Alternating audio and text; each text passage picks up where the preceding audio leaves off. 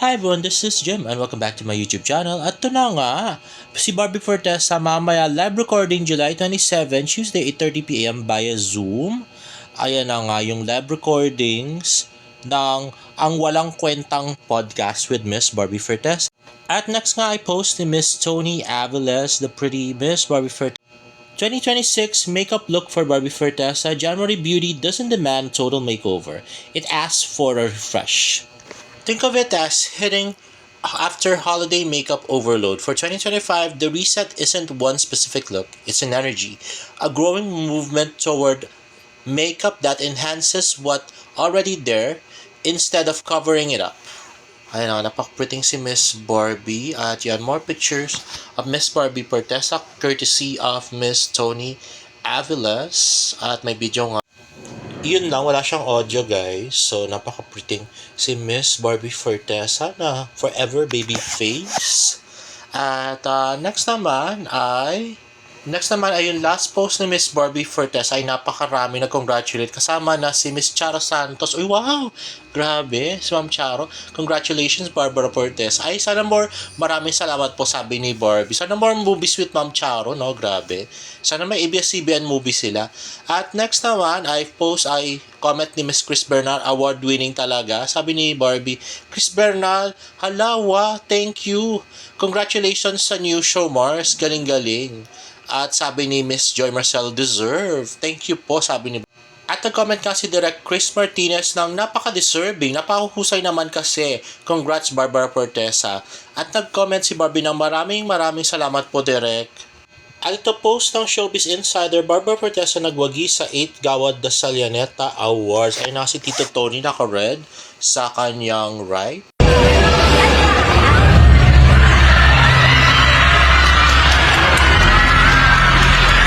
And your winner is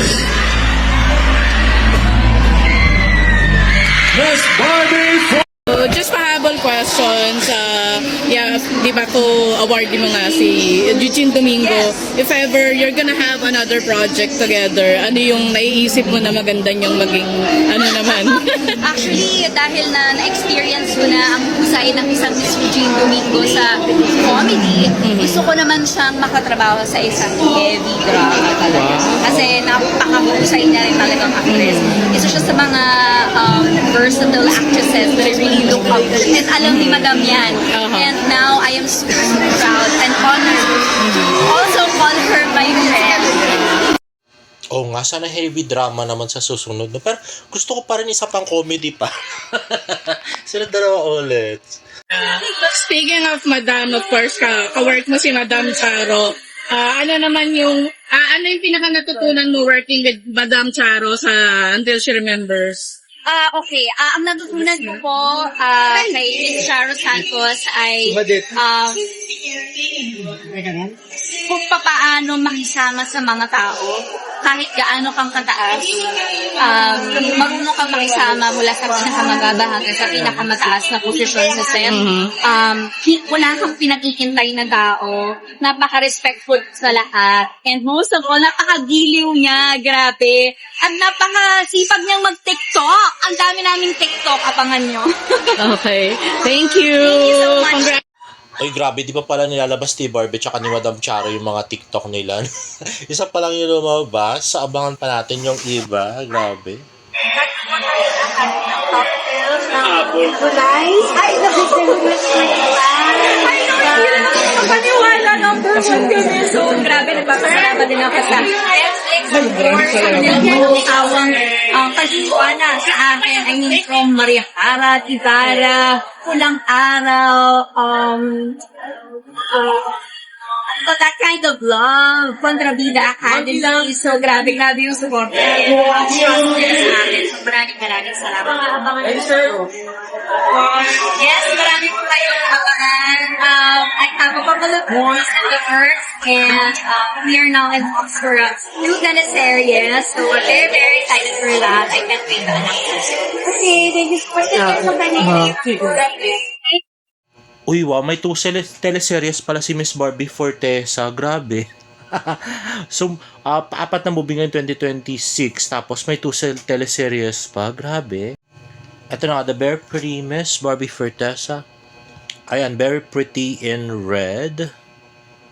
At yan na nga, paakyat siya ng stage to accept her award.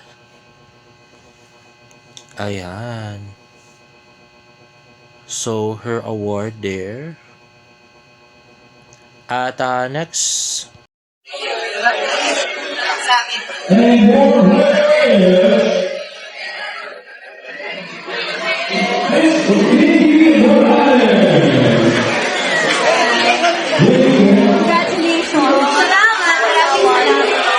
at ito naman yung balita ng Abante News. So, nanisi pa nga.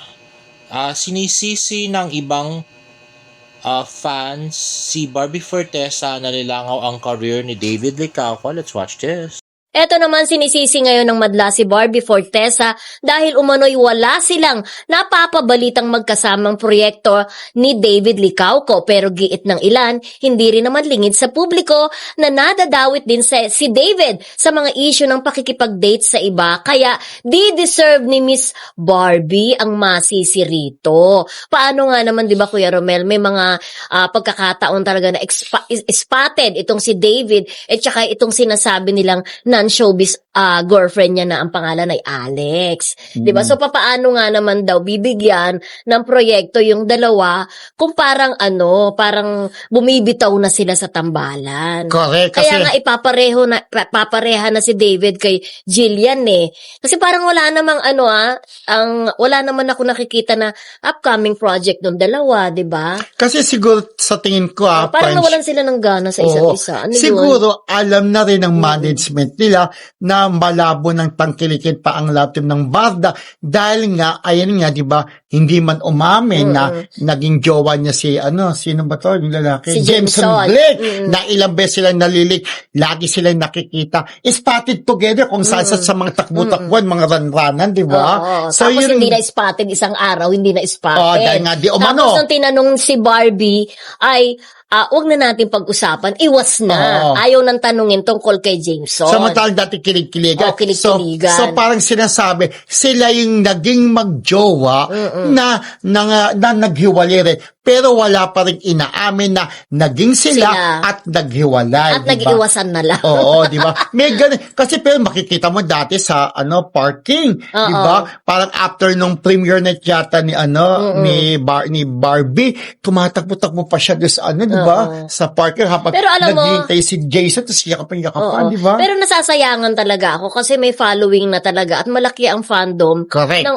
Barda. ng Barda. Oo. Parang pwede bang maging mag-love team sila kasi ang lang din kasi nakakasad din yung mga ibang fanay kasi hindi lang love team ang gusto nila sa Barda, na sa totoong buhay gusto nila sila din ang magkarelasyon at nadidismaya sila kapag kasi Barbie nalilink sa iba, kapag si David nalilink sa iba, kaya bumibitaw sila. Kaya parang feeling ko humina ang Barda kasi yung expectation talaga ng mga fanay sa kanila, gusto nila in real life. Correct. Sila. Ito nga yung Barda, naiintindihan naman natin na nakakatoto ka, ako rin nangihinayin dahil may dating ng ganda ng chemistry. Barda, di ba? Ganda eh. Kaya lang syempre nalink na sa iba si Barbie, nalink na rin sa iba si David, although mga walang pag-amin, di ba? Kaya nga siguro pinarted Tsaka na. pag nakikita sila kuya, parang wala na yung sweetness, parang hindi nga parang hindi na katulad nung dati, parang meron pa silang effort na magpakilig. Yeah. Diba? Pero ngayon pag nagkita sila, parang wala lang. Meron nga, di ba, meron tayong source dati na sinabi nagkita sa isang event ang Barda, pero hindi sila nag-uusap, di ba? May ganun. Siguro alam yun ng management, kaya hindi na sila binibigyan ng project together. Pero sayang, nangihinayin din ako dahil sumikat na rin love team nila. Tapos, ang dami-dami nilang mga fan na until now talagang nag-expect pa rin na magkaroon ng reunion project ang Barda. Pwede pa naman ako, naniniwala ako, di ba? Okay. Naku, saka na yung reunion project na yan, no? At saka, guys, ito yung real score dyan, no? Kami lang ang may alam kasi kami yung may legit na source. Di naman katulad nila, Pikwa na puro invento lang. So, ito na nga. Actually, for fan service lang naman talaga yung Jameson at saka Barbie. Kaya nga natigil na. Pero, ito daw. Merong isa di umano sa kampo ni Jameson na nagkakalat na tungkol dun sa na magjowa nga si Jameson at saka si Barbie which is hindi naman totoo. Oo. Tapos daw, ito pa. Ano daw yon, hindi naman siya vlogger, pero pinagkakalat niya lang, doon nga daw, sa partido nila Jameson. Tapos, ito pa. Ang sabi, noon daw marinig niyang interview ni Barbie Fortesa na sinabi niya na wag na lang pag-usapan yung tungkol doon sa kanila ni Jameson, bigla raw nag-deactivate ng account yung girl. Oo. Grabe. So, di ba? Sana ganyan din pagka yung mga dilulu vloggers, no, mag-deactivate na lang bigla.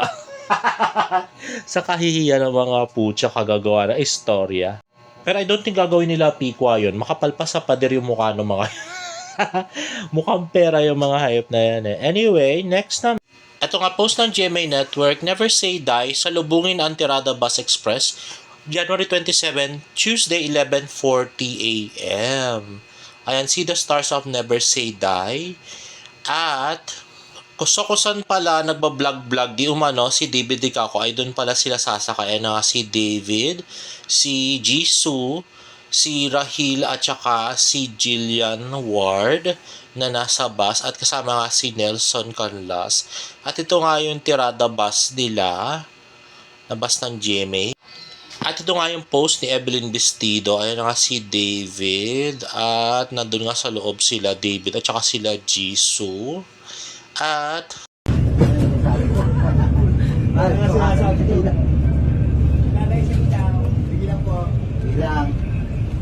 Sa wide ko, tapos ako eh. Tapos ka. Kasi pag di mo yung lalayat, yung ilaw mo. okay no. So medyo disappointed kami dito sa bus na dito sa motorcade na to. Kasi akala talaga namin, tingnan nyo yan grabe. Si ate lang nagkakaway ka rin David, no. So, disappointed kami kasi parang ganyan lang siya, 'di ba? Parang walang kwenta. Buti sana kung may truck yung ginawa nila, pero kung ganito na aircon na bus, parang walang kwenta. At saka tingnan nyo, wala mo masyadong tao na bumabati kasi nga, 'di ba? Si ate, medyo delikado pa yung ginagawa, no? Naka-cellphone habang nag-aano. 'Di ba? So, medyo walang kwenta yung nakaisip na to. Pag motorcade na ganyan, dapat sana truck yung ginamit, 'di ba? Katulad yung kay Coco, 'di ba nagsayaw-sayaw pa siya doon sa float niya, mga ganun. Hindi naman nila kailangan magkanta at sayaw-sayaw. Pero sana lang na truck sila, tapos mabati-bati sila doon sa mga tao. Tapos syempre, mga tao, bibidyohan sila at lahat. Yung ngayon, dahil ginawa nila ng bus, so wala nga masyado nag-post. Parang medyo nilangaw siya, no? At saka talagang hindi ka makikita ng mga tao dyan, tapos panangalian pa, no? 11:40, diba? Grabe. Pagkakaguluhan ka lang ng mga tao ng ganito. Pagka yung mga level ka na ng BTS, ganyan, Blackpink, gano'n, yan pwede ka mag-bus na nag-motorcade. Pero kung ka lang, David lang, at saka Never Say Die cast ka lang, di ba? Wala ka karapatang nakabus na nag-motorcade, di ba? Anong klase yun? Halata kang lalangawin. At after ng motorcade ay ang Never Say Die MediaCon nga. Let's watch this. At after nga nung motorcade ng Never Say Die ay may MediaCon nga ng Never Say Die. Let's watch this. Grabe na ito kasi naman.